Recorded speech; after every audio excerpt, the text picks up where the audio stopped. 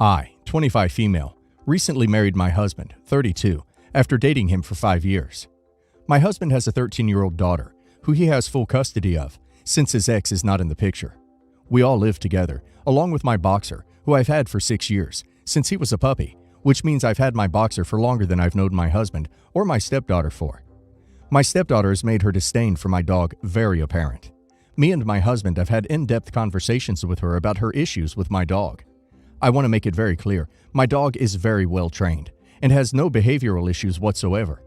I believe this is owed in part to the fact that I have taken the dog to training school since he was a puppy. My stepdaughter says that she just doesn't like my dog, since she is more of a cat person. I've offered to not get another dog after my current dog dies until she moves out, if it would make her more comfortable. However, taking him to a shelter isn't a viable option, since I think we all know how elderly dogs aren't the first to find homes, and I also think it's unfair to rehome a dog who's known me all of his life at the age that he is. However, my stepdaughter has been insistent on the fact that I rehome my dog. Things took a turn for the worst in August. I got up one morning to find the back door open and my dog missing. I ran out and luckily, I was able to find my dog since he hadn't gone far from the house. When I got back, my husband told me that his daughter had purposely left the back door open in the hopes that my dog would get lost, or possibly worse. I was angry to say the least. Things got pretty heated, and my husband eventually decided that he would send her to boarding school, which I agreed with, since we both felt like her behavior was completely out of line. My stepdaughter recently started her first term and has been phoning my husband and begging him to let her come home, which he has refused to do, since he thinks she needs to learn a lesson. His sister phoned us after this to tell us that we were disgusting people for doing what we're doing, and that I should go as far to rehome my dog for my stepdaughter, since I should prioritize her feelings first. Am I the a-hole? Edit. I thought I'd mentioned this in my original post, but apparently I didn't. We have cameras in our common areas, e.g., kitchen and living room, in case of burglary. When we checked the cameras, she opened the door and let my dog run out, even though we have told her not to do that. When my dog escaped, she made no attempt to call my dog back. Edit number 2. With regards to the dog situation, my dog doesn't intrude on my stepdaughter in the slightest. Despite this, I've offered to not get another dog after my current one, as long as she is living with us. And I've even offered to get a cat for her if it would help her adjust to her new situation more, since she does like cats. However, she has only continued to focus on how much she hates my dog. Edit number 3. I also want to clarify the issue with regards to sending my stepdaughter to boarding school. The purpose was to show her the severity of her actions, since purposely leaving the door open could have resulted in a terrible outcome for my dog. She has had no notable issues prior to this incident, so me and my husband had to take the issue at face value, which was my stepdaughter putting my dog at risk. Everyone sucks here. 1. You've rehomed your stepdaughter over the dog and think that this is reasonable. 2.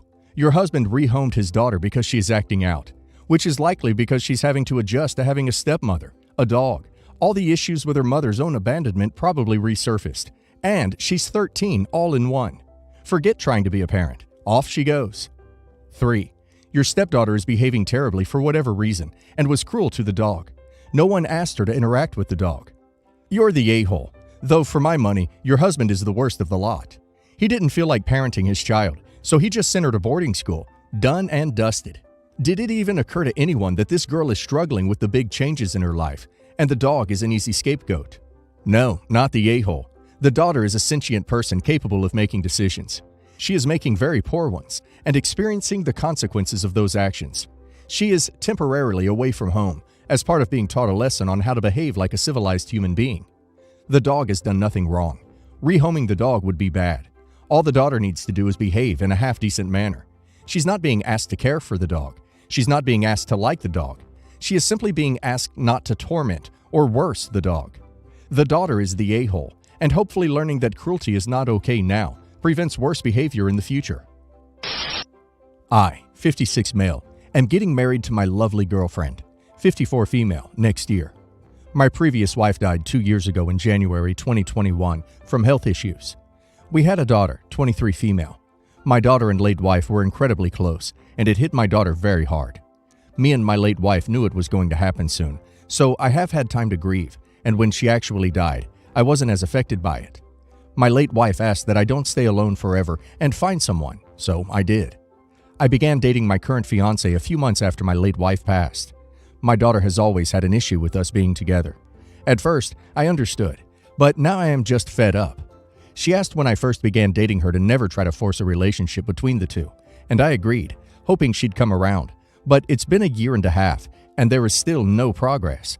My fiancé is extremely upset about this and has been messaging her trying to build a relationship, but to no avail.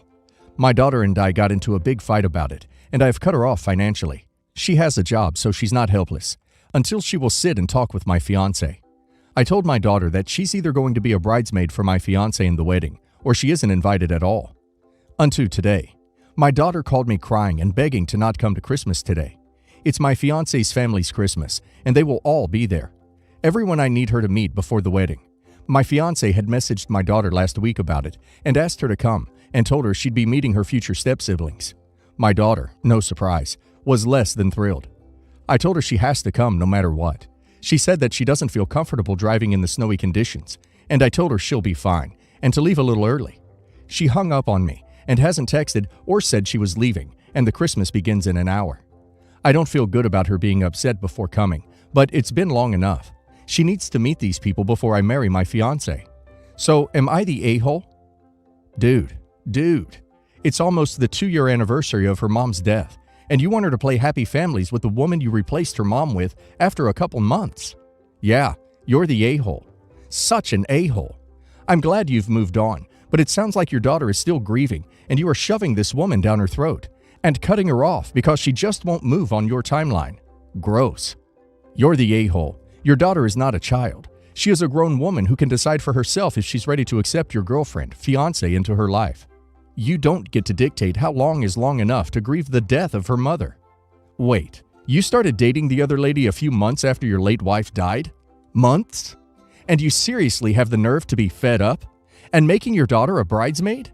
Cutting her off financially to manipulate her into playing house with the person her dad rebounded with? You're the most clueless person I've seen on here in a while. You're the a-hole. My mother died when I, 27 female, was younger. When I was 21, I got my inheritance from her in full. I had been having a tough time in college keeping up with my courses, and at the time, the slightly over 7 figures inheritance seemed like it would last me a lifetime. I decided to drop out of college and focus on trying to find out what I wanted in life. I thought it would be smart to invest in real estate, so I bought a house in a good neighborhood. I admit I did have a bit of fun, but looking at my older brothers, who also inherited social media pages when he was still in his 20s, he was also living well. Growing up, my mom earned a lot, but never let me buy the really nice things my classmates all seemed to get, so I did treat myself. Around a year and a half ago, I made a bad investment in a fashion boutique I wanted to start, and realized my house was going into foreclosure. 5 years prior, my dad had remarried to my current stepmom, 67 female, and all they did was berate me about my spending and burden me with their high expectations. As my house went into foreclosure, I moved all my stuff, and a friend let me sublet a set of rooms in a house she owned. Around that time, I found out that my stepmom, who I've kept up to date on my issues along with my dad, and who is independently wealthy, ended up buying the house at a cut-rate price. She called me and said if I agreed to go to the therapy program that she recommended and made progress in terms of either enrolling in school or applying to jobs, she'd offer the house back to me and we could discuss an allowance. I have abided by her rules and have participated in every embarrassing support group for supposed people with spending addictions. I am also going to apply to community college. My stepmother comes over to where I'm currently living and ends up going to my closet where she's literally tisking at the jewelry and clothes I have. She further decides to embarrass me by saying she earns her own money, yet she doesn't have emerald and gold rings just for fun. She gets mad when I point out it's not like she can't afford it, and I thought I could afford it. She then says she'll give me the house, free and clear, but all the expensive stuff in my closet has to be sold. And despite the fact that a lot of the stuff I had kept had some kind of sentimental value, she said those are her conditions. I started crying and called her a thief, especially because the emerald ring was the first thing I had bought for myself and was something I always aspired to have, and my mom said I could have one when I was grown up. Am I the a-hole? I called my dad after, and he said he stands by my stepmom's terms of conditions. I've already admitted fault, and I don't get why my stepmom has to rub salt into my humiliation.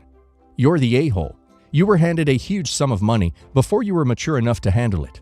You blew through the money, spending it frivolously, and then lost your home.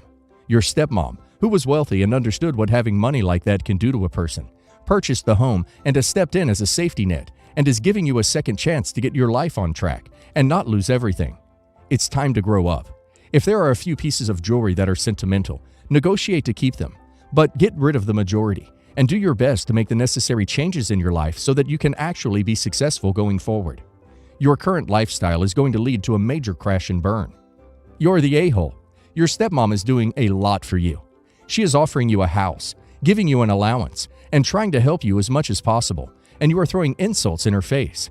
You blew through your money, and now at 27, you are still living off your parents. You're the a-hole. Are you for real? Your stepmom is making an incredibly generous offer. She is not obligated to give you a house she paid for. She would have paid market price for the house. If the house was lower than what you paid, this means this was just another of your failed investments. You do have a spending problem if you think you can afford to keep and continue buying high-end jewelry and clothes on the basis of a $1 million inheritance. That is barely any money if you plan to never work. Even living relatively frugally, that money would have lasted 10 to 15 years unless invested very well.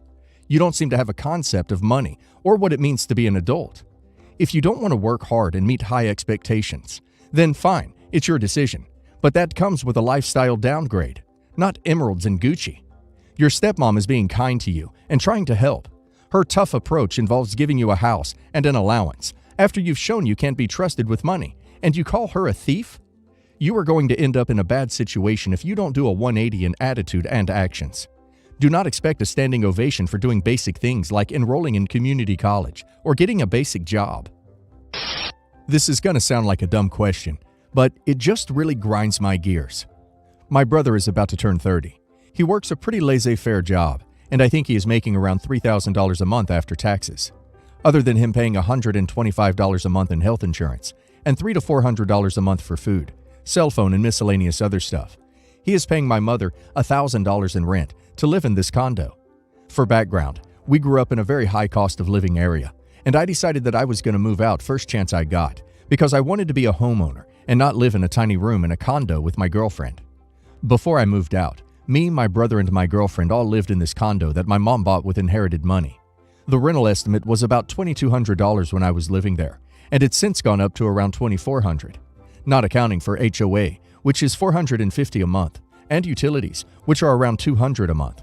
According to my mother, who I spoke to on the phone, she is getting $1,000 a month total from him. This is around what I was paying her a month since I was still in college and not working at the time, $800 a month. However, now that I have moved out with my girlfriend, he lives alone in the condo, and my mom charges him the same amount of money in rent each month. Originally, he was going to get a roommate, but he didn't want to because he needs his own space. She told me that she is basically breaking even on the condo, as opposed to making any amount of money renting it out to a tenant for the market rate. To make matters even worse, most of the money he gives her, she puts into her retirement investment account as a nest egg for him for the future. So in reality, she's actually losing around $500 or so a month on the condo letting him stay there. He ended up converting my old bedroom into a storage room, man cave, and he has the entire master bedroom to himself. I just feel like my brother is taking advantage of my mom and taking the path of least resistance, and every time I bring it up, I'm the bad guy. My mom says, well, he has a job. He's an independent man. I mean, no, he's not. He wouldn't be able to afford to live on his own in the area if not for my mom letting him live in her rental property that she has yet to have made any money on. And my brother always brags about how much money he saves each month. And my mom seems so blinded by this that she is proud of him for saving money that she could otherwise be using for her own expenses as she ages. I don't want to sound petty, but recently my mom has been referring to her condo as his condo, and I just feel very angry that my brother will try to somehow weasel it away from her the older she gets. Am I the a-hole for wanting to tell my brother if he wants to continue to live in the area, he either needs to pay my mom more each month or get a better job? You're the a-hole. I don't see where this is any of your business. If two grown adults both agree to the cost and living arrangements, it's not your concern. You moved out and moved on. You aren't giving either of them money, and it's none of your business what either of them do with theirs. Obviously, your mom is okay with this, so let it be. You're the a-hole. Your mother is breaking even on the property. You keep mentioning you're worried she's going to develop Alzheimer's, and your brother will get the house when she dies. That's kinda yucky and weird. You're not entitled to an inheritance. Maybe your mother wants your brother there, because she knows he'd have to move further away to somewhere with a low cost of living. It's not your business, and your weird fixation and obsession with your brother's finances and living situation really reflects poorly on you. He's paying more than you did when you rented, and he's paying his other living expenses. Stop acting weird. You're the a-hole because it seems pretty clear from your comments that your main concern is an inheritance that you feel entitled to, not your mother's well-being.